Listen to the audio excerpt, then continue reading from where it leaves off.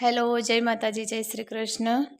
આજની વાર્તા શરૂ કરીએ પહેલાં જો તમને વિડીયો ગમે તો લાઈક અને શેર કરી દેજો. ચેનલ ઉપર જો તમે નવા હોય તો ચેનલને સબસ્ક્રાઈબ કરી દેજો. તો ચલો શરૂ કરીએ આજની વાર્તા.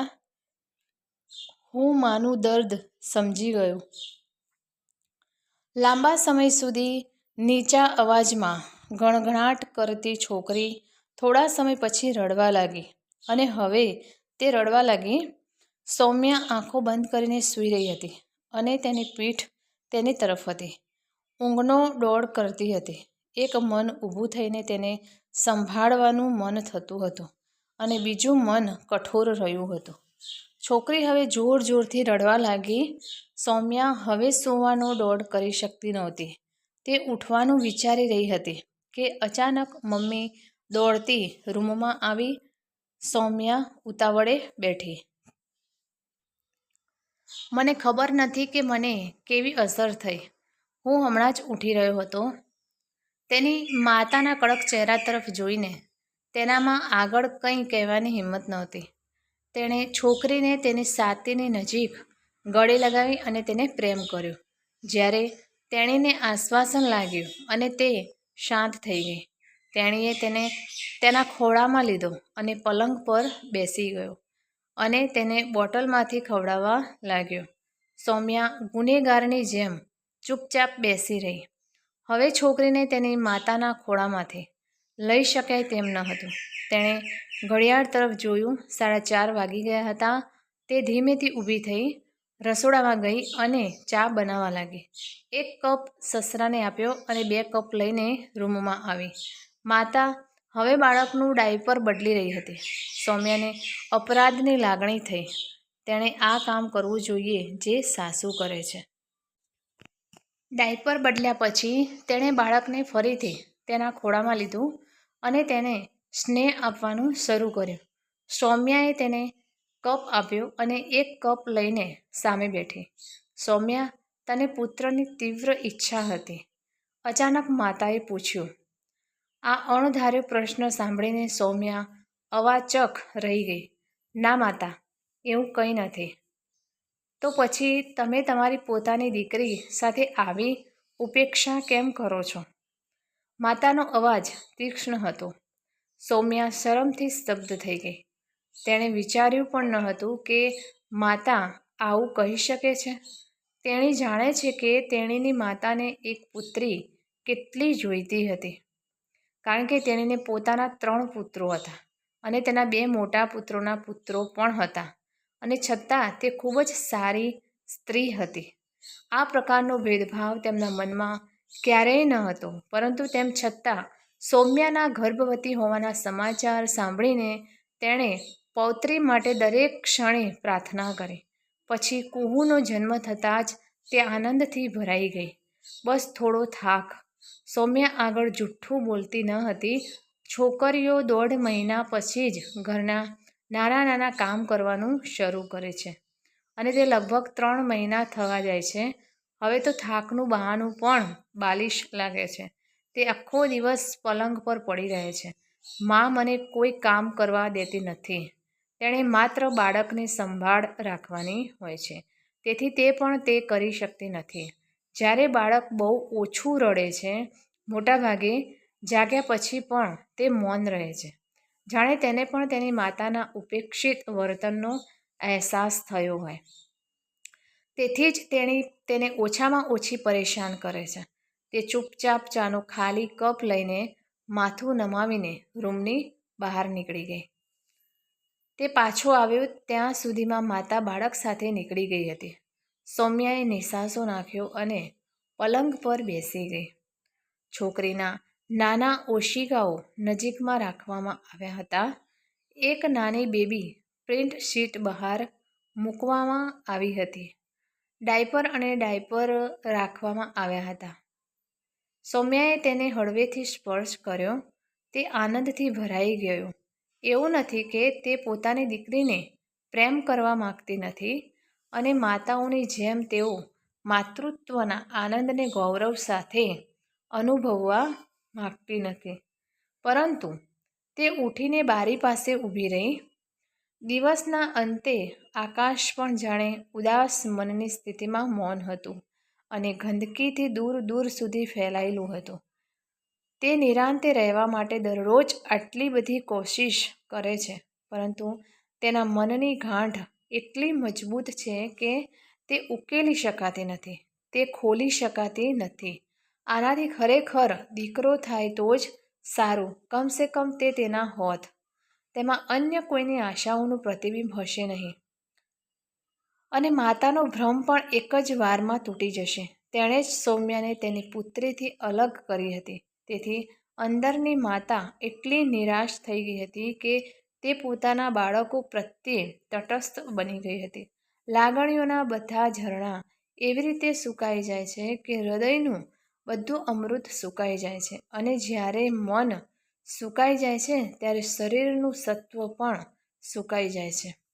તમે આજે દવા લીધી? અહીં મેં દૂધમાં સત્તાવરીનો છોડ ભેળવ્યો છે, પી લો, સાસુએ અચાનક રૂમમાં આવીને કહ્યું. સત્તાવરી કંઈ કરી શકે તેમ નથી. સૌમ્યાએ સહેજ વિરોધ કર્યો. પ્રયત્ન કરવાનું અમારું કામ છે. હું પણ કાલથી સફેદ જીરું ખવડાવવાનું શરૂ કરીશ. બાળક માટે માતાનું દૂધ શ્રેષ્ઠ છે. આ દૂધને આ પાવડરમાં ભેળવીને પીવડાવવું યોગ્ય નથી લાગતું. દૂધનો ગ્લાસ સૌમ્યાને આપતા તેણે કહ્યું. સૌમ્યા ફરીથી મનમાં કંઈક અપરાધ ભાવ અનુભવવા લાગી. તે ચૂપચાપ દૂધ પીવા લાગી. મા દિવસ રાત તેના વિશે વિચારતી રહે છે. તેને શું ખવડાવવું જેથી તેની છાતીમાંથી દૂધ બહાર આવે. મારે કઈ દવા આપવી, કઈ ઔષધિઓ, ઘરગથ્થુ ઉપચાર, ડૉક્ટરની દવાઓ, તેણે કંઈ છોડ્યું નહીં. બધું અજમાવ્યું. તેણીએ પોસ્ટમોર્ટમ ડિપ્રેશન વિશે સ્ત્રીરોગ ચિકિત્સક સાથે વાત પણ કરી અને તેના ઉકેલો શોધી કાઢ્યા. પરંતુ સૌમ્યાની મૂંઝવણનો કોઈ ઉકેલ આવ્યો નહીં. બીજા દિવસે બપોરે સૌમ્યા સૂતી હતી ત્યારે ફોન વાગવા લાગ્યો. જોયું કે માતાનો ફોન હતો. નારાજ અને અસ્વીકાર્ય અભિવ્યક્તિ સાથે તેણે મોબાઈલને સાયલેન્ટ પર મૂક્યો અને તેને તકિયા નીચે રાખ્યો. તમે જાણો છો કે માતા દર 2 મિનિટે ફોન કરશે. દિવસમાં 4 વખત તેને કુહુને જોયા વિના તેને શાંતિ મળતી નથી. 5 મિનિટ પછી મમ્મી ફોન હાથમાં લઈને રૂમમાં દાખલ થઈ અને તેને જગાડતો જોઈને તેણે કહ્યું, શું થયું વૈશાલીજી? હું તમને ઘણા સમયથી ફોન કરું છું, તમે કેમ ઉઠાવતા નથી? સૌમ્યા ગભરાઈને બેઠી. મારો ફોન સાયલેન્ટ હતો, તેથી હું તેને સાંભળી શકતી ન હતી. તેની સામે શંકાસ્પદ નજરે જોઈને માતા બાળકીની સામે બેસી ગઈ અને તેને વિડીયો કોલ પર વૈશાલીજીને બતાવવા લાગી. સૌમ્યાની માતા એટલે કે વૈશાલી છોકરી સાથે વાત કરવા લાગી. બાળકી હાથ પગ ખસેડતી વખતે ચીસો પાડવા લાગી. રાત્રે જ્યારે તે જાગી ત્યારે સૌમ્યાએ છોકરીની ચીસો સાંભળીને પાછળ જોયું.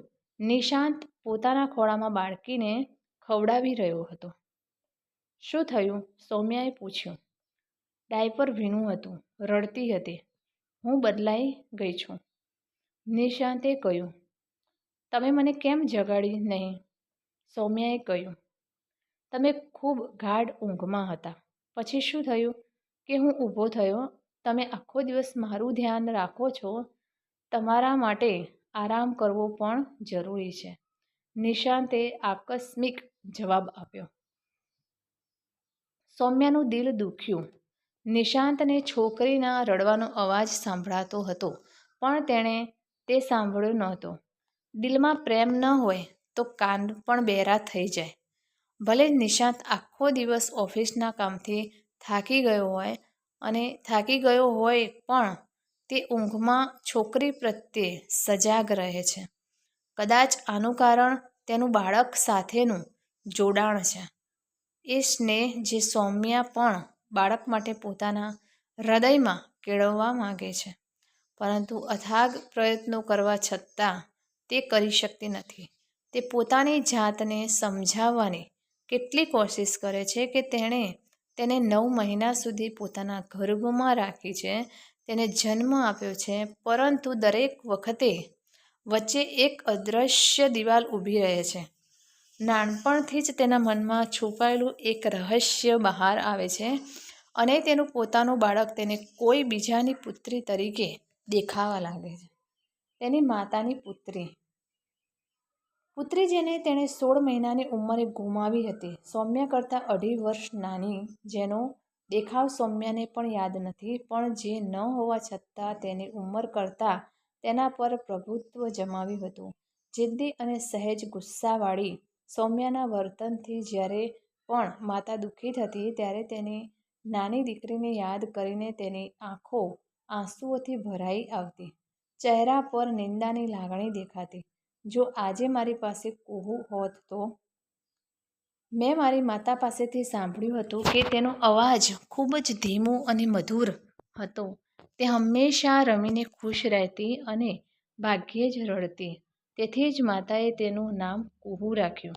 તે ખૂબ જ સુંદર, ખૂબ જ ગોરી પણ હતી. સૌમ્યાએ તેને ફોટામાં જોઈ હતી. માતાએ તેને પલંગ પાસેના ટેબલ પર રાખ્યો હતો. દૂધમાં ભળેલા કેસર જેવો રંગ, બિલકુલ મા જેવો. વાંકડિયા વાળ, મોટી સુંદર આંખો, ગુલાબી હોઠ. સૌમ્યાને જ્યારે તેની વધતી જતી ઉંમરમાં સમજણ આવી ત્યારે તેને અચાનક કુહુની શ્યામ વૃત્તિ જોઈને ઈર્ષ્યા થવા લાગી.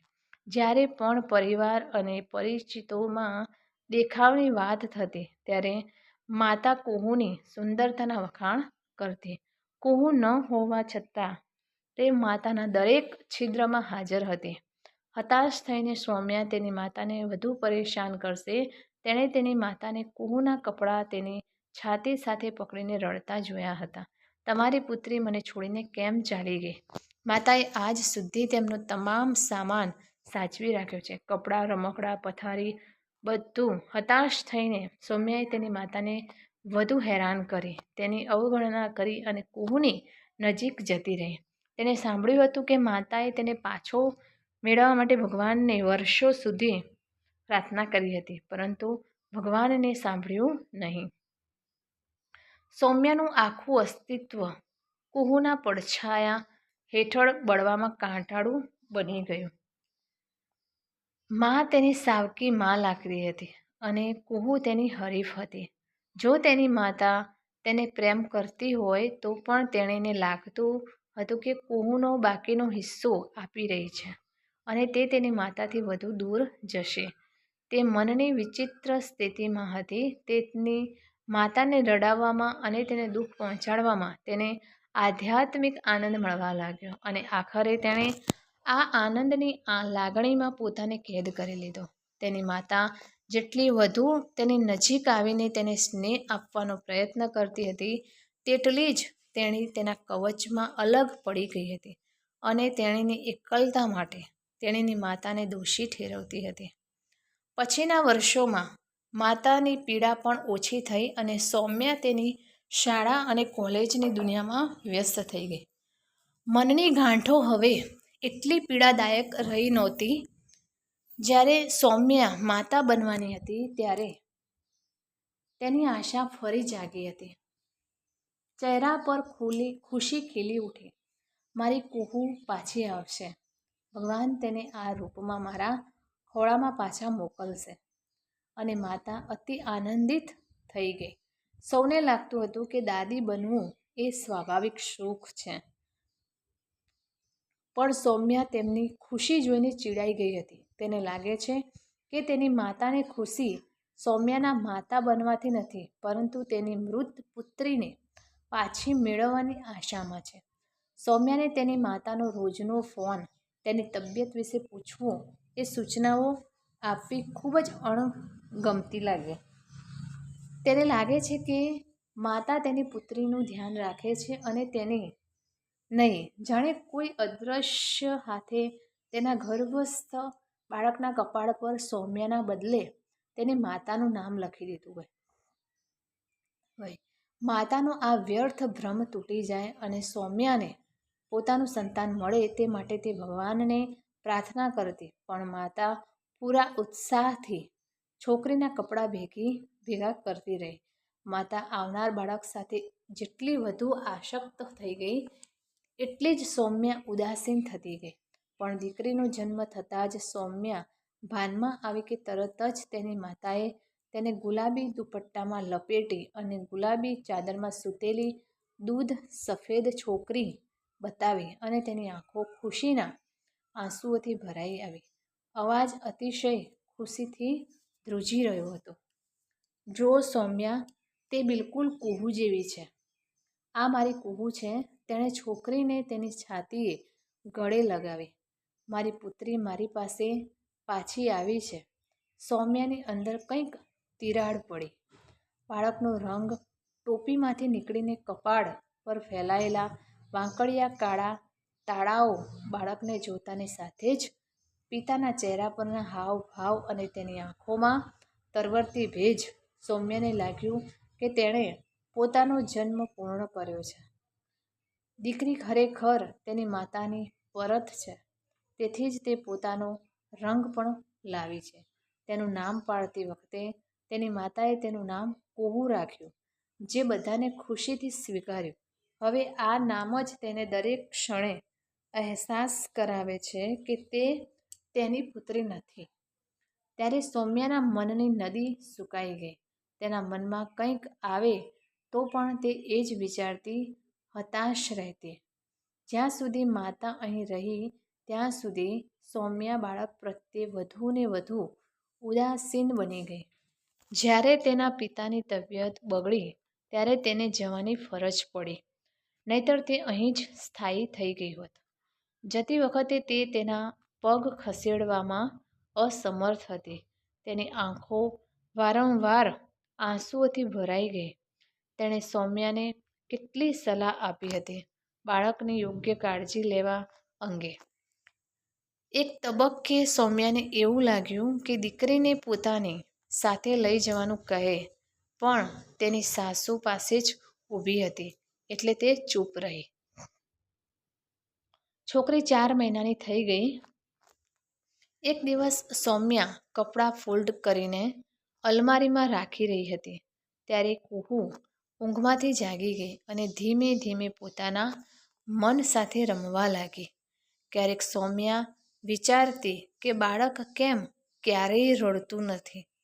તેણે કબાટના દરવાજાની પાછળથી જોયું કે છોકરી તેની આંગળીઓ વડે રમતી વખતે હસતી હતી. હકીકતમાં તેનો અવાજ ખૂબ જ ધીમો અને મધુર છે. માતાએ કહ્યું હતું તેમ, જેમ તેની પુત્રી કુહુ. સૌમ્યા પડદા પાછળથી બહાર આવીને છોકરીની સામે ઊભી રહી. છોકરીએ હસવાનું બંધ કર્યું અને તેના હોઠ દબાવ્યા. તેણે તેની મુઠ્ઠીઓ બંધ કરી અને તેના બંને હાથ તેની છાતી પર મૂક્યા અને સૌમ્યાને ચૂપચાપ જોવા લાગી. ન કોઈના ખોળામાં રાખવાની હાકલ, ન આગ્રહપૂર્વકની આજીજી, ન માતાને જોતા જોરદાર ઘા.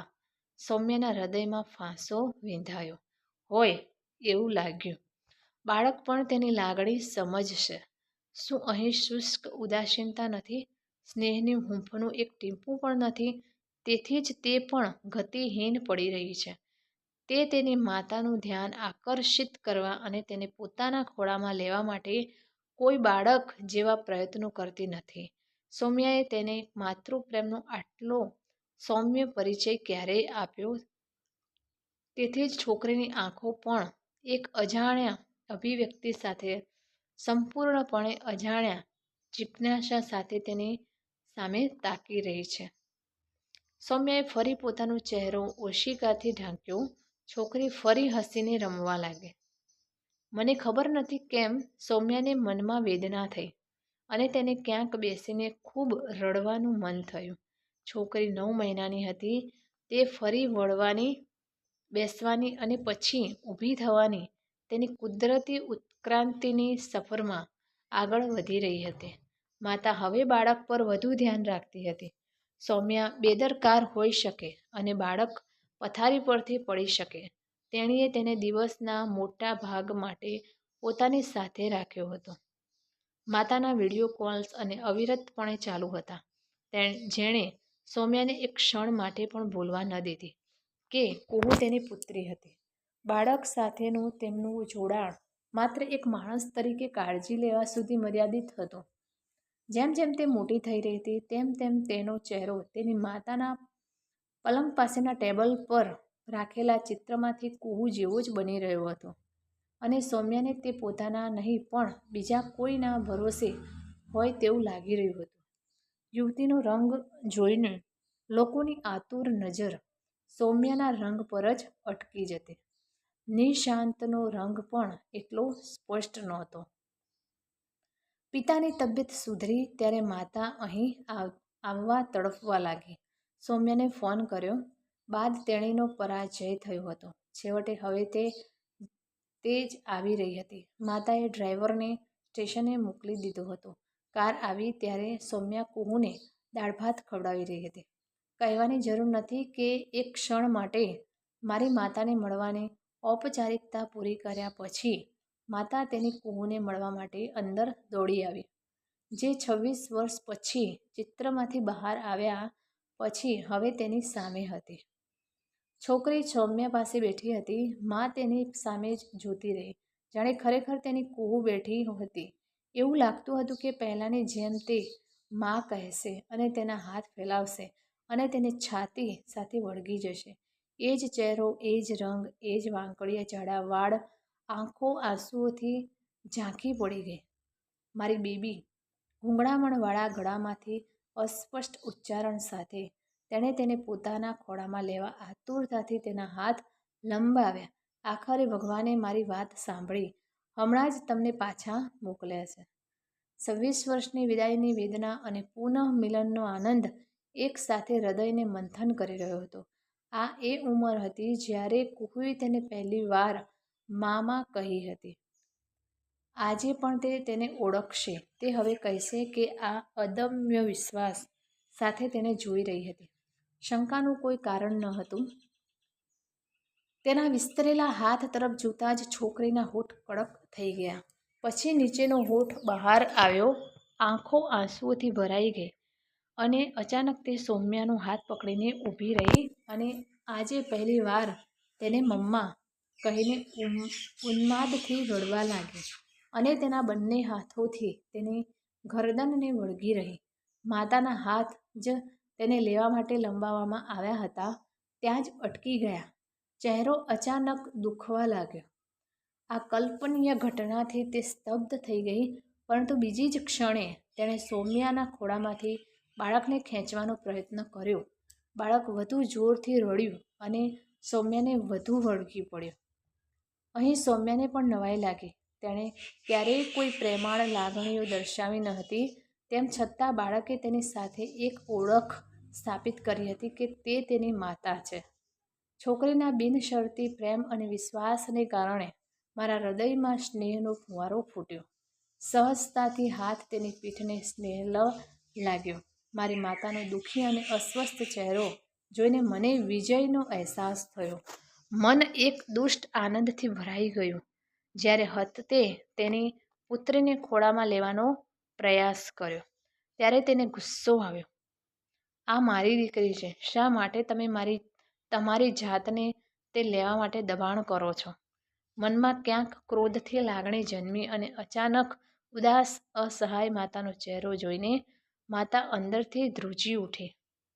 જ્યારે તમારી પોતાની માતાએ તેને દત્તક લેવાની કોશિશ કરી ત્યારે પણ તમારી દીકરીને રડતી જોઈને તમને ગુસ્સો આવે છે, તો જ્યારે સમયના ક્રૂર હાથે તેની માસૂમ દીકરીને આ માતા પાસેથી છીનવી લીધી છે, તો તે માતા લાચાર, ગુસ્સા અને પીડાથી રડી રહી હશે. હૃદયની સ્થિતિ આવી છે. તેની દીકરી પ્રત્યેની સ્નેહની લાગણીઓ તેને પહેલીવાર તેની માતાના દુઃખનો અહેસાસ કરાવ્યો અને તેની બહેન કુહુને આજે તેની પુત્રીને લઈ જવાની કોશિશ કરી. ગભરાઈને ગળે વળગીને રડવા લાગી. પછી જ્યારે મૃત્યુ પેલી 16 મહિનાની માસૂમ કુહુને તેની માતા પાસેથી છીનવી રહ્યું હતું, ત્યારે તેના નિકટવર્તી મૃત્યુની ક્ષણોમાં તે તેની માતાથી અલગ થવાનો કેટલો ડર અનુભવતી હશે. તમે કેટલું રડ્યા હશે. અને તે હંમેશા તેને હરીફ માનતો હતો. તેની હૃદયદ્રાવક પીડાને ક્યારેય જાણશો નહીં. પહેલીવાર તેને લાગ્યું કે કુહુ તેની નાની બહેન છે, તેના સ્નેહનો વિષય છે. કુહુ હોત તો આજે આપણે પુખ્ત વયના આપણા શાહી સાથી હોત. આજે પહેલીવાર સૌમ્યાની ગેરહાજરીને કારણે તેની આંખો આંસુઓથી ભરાઈ આવી હતી. ઓ કુહુ, તું મારી નાની બહેન છે. તું ત્યારે પણ મારી હતી અને જો તું ખરેખર એવી જ છે તો પણ તું મારી જ છે, મારી કુહુ. કુહુનો માતૃ પ્રેમ આજે સૌમ્યાને તેની બહેન અને માતાની જેમ પાછો ફર્યો હતો. કાકી માતાને પીઠ પર થપથપાવતા હતા. તેને આશ્ચર્ય થયું હોવું જોઈએ, કારણ કે તેણે તે અચાનક જોયું નહીં તો તે ક્યારેય રડે નહીં. 5-10 મિનિટમાં ઓળખ થઈ જશે. ત્યાં સુધી આવો અને ચા પી લો. સૌમ્યાએ તેની માતાને પ્રેમથી ગળે લગાવી, જાણે જીવનમાં પહેલીવાર. માતાને આત્મવિશ્વાસ અને આરામદાયક લાગ્યું અને બહાર ગયા, જ્યાં પિતા અને સસરા ચા માટે રાહ જોઈ રહ્યા હતા. અચાનક સૌમ્યાને લાગ્યું કે તેનો કુર્તો તેની છાતી પર ભીનો થઈ રહ્યો છે. ઘણી બધી દવાઓને કારણે દૂધનો પ્રવાહ વહેતો ન હતો. તે કુહુના તેના પરના સાદા વિશ્વાસ, બિનશરતી પ્રેમ અને સ્નેહથી વહેતો હતો. તેણીને તમામ અપરિચિત ભૂંસી નાખીને કુહુએ આખરે માતા અને પુત્રી વચ્ચેનો સ્વાભાવિક અને પ્રેમાળ પરિચય સ્થાપિત કર્યો. ઉત્તેજિત થઈને સૌમ્યાએ તેને પોતાના ખોળામાં બેસાડી દીધી અને તેને અમૃત પીવડાવવા લાગી. જીવનમાં ક્યારેય એવું બને છે કે જ્યારે આપણે કોઈના પ્રત્યે નકારાત્મક બની જઈએ છીએ, ત્યારે આપણને ન તો તેના દુઃખને સમજીએ છીએ અને ન સમજવા માંગીએ છીએ. આપણે તેને દોષિત માનીએ છીએ અને સંબંધનું મહત્વ પણ ગુમાવી દઈએ છીએ. અંતે દીકરીએ આ પાસાને સારી રીતે સમજાવ્યું છે. તેની માતાનું દર્દ સમજાયું અને નાની બાળકીએ પણ તેની માતાને શોધી કાઢી. તો મિત્રો, આ કહાણી તમને કેવી લાગી તે પ્લીઝ કમેન્ટ કરીને જણાવજો. અને વિડીયો પસંદ આવ્યો હોય તો લાઈક અને શેર કરજો, તથા ચેનલ પર જો તમે નવા હોય તો ચેનલને સબસ્ક્રાઈબ કરી દેજો. ફરીથી મળીશું આવા જ એક નવા વિડીયો સાથે, વાર્તા સાથે. ત્યાં સુધી નમસ્તે. જય માતાજી, જય શ્રી કૃષ્ણ, હર હર મહાદેવ. Thanks for watching.